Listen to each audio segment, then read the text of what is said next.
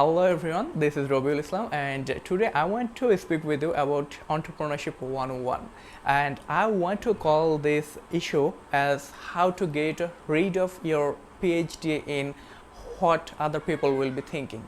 So basically, whenever we want to start a business, the first thing that comes into our mind is what other people will be thinking, and we put a lot of emphasis on other people's thinking, and our perception about what other people thinks is very overrated.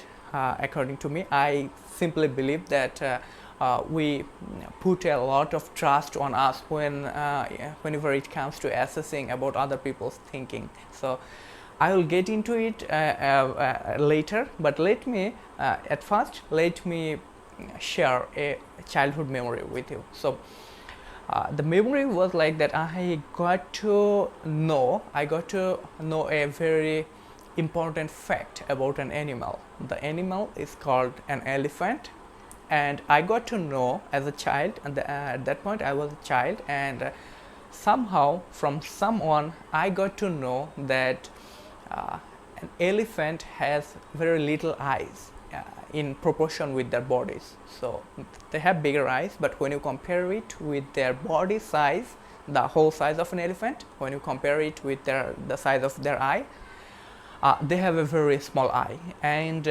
someone told me as a fact, he stated that it is a fact that we human beings we are capable of controlling an elephant just because the elephant has smaller eyes.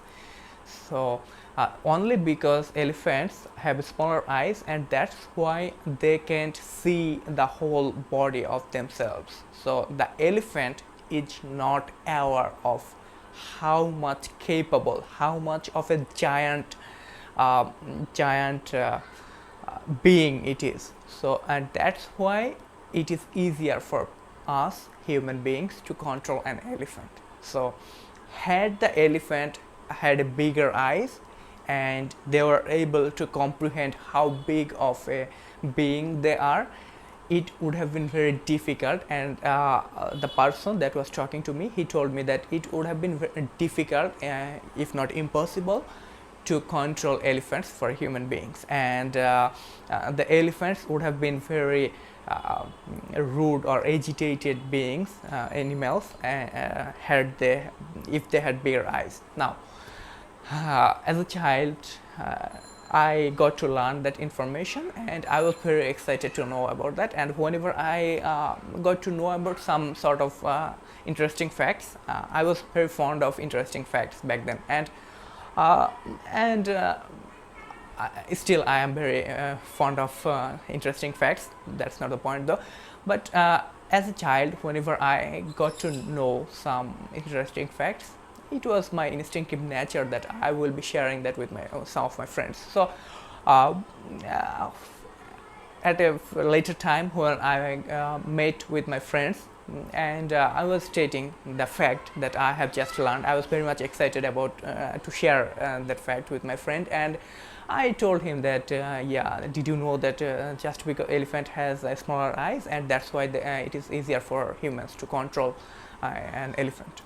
So and then the friend of mine, he asked me a very interesting question, very genius question, which is how do you know that had the elephant had bigger eyes, it is not gonna behave the way it behaves now? So basically he told me that this is you who are thinking that the elephant is gonna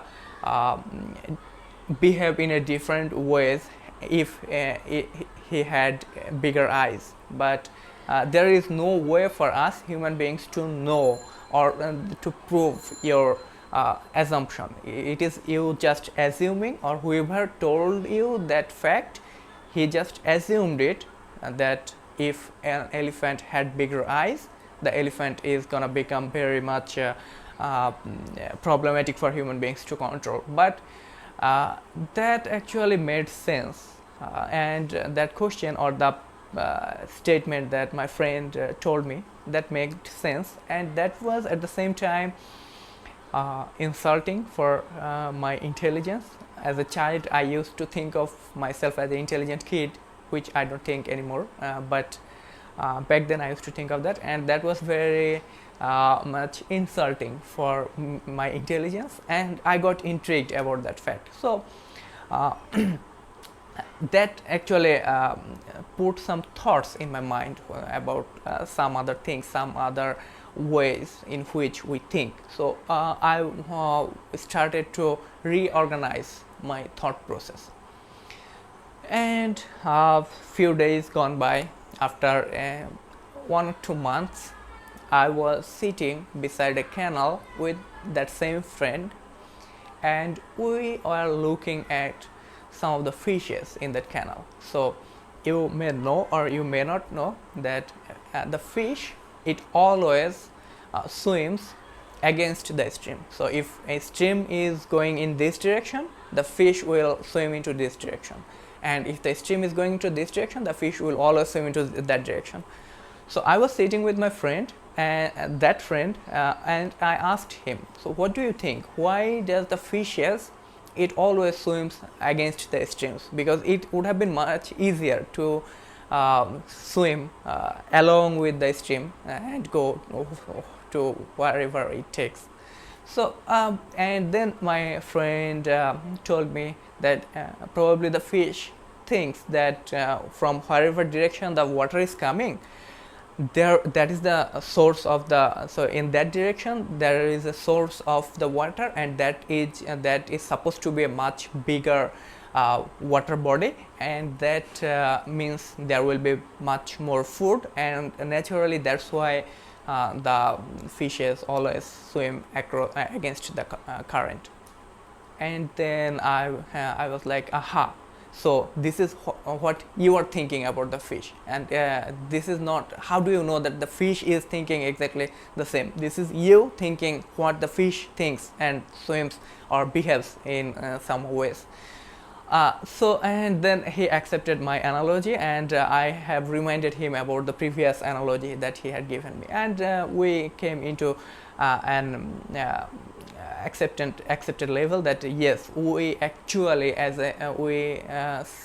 sometimes ascribe our thoughts into some other beings which we don't have any proof of, and which we don't really know much about, yet we ascribe our thoughts into someone else. It can be an elephant, or in some cases it can be some other human being. So now the thing that I started about I started to talk in the beginning, that the PhD in what other people will be thinking.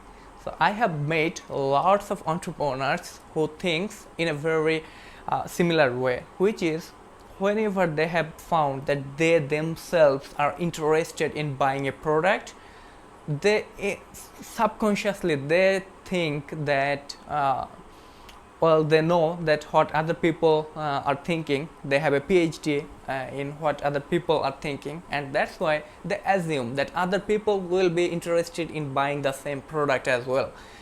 And that's why I have seen lots of weird products in the market, lots of weird startups in the market, which have failed, miserably failed in the very seed stage of that startup, just because the entrepreneurs assumed that he himself is interested in buying a product, and that's why some other people are going to be interested as well.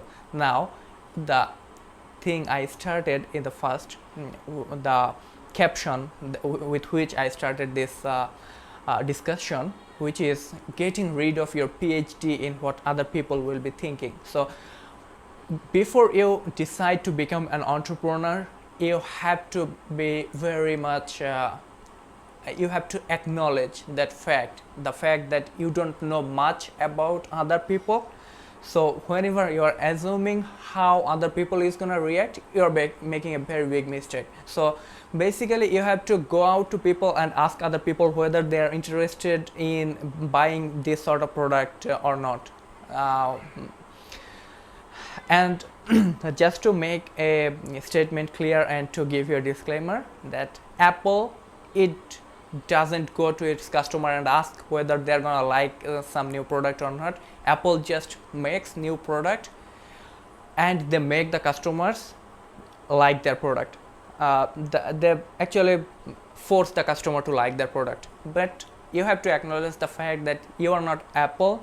Maybe someday you will get to become Apple, but not today. So whenever you are starting, don't put a lot of emphasis on your assumptions, rather go to people and ask around whether they are interested in buying a product or not, and only then you will get to know the real feedback, and after taking into consideration those feedbacks, you should start making your prototype.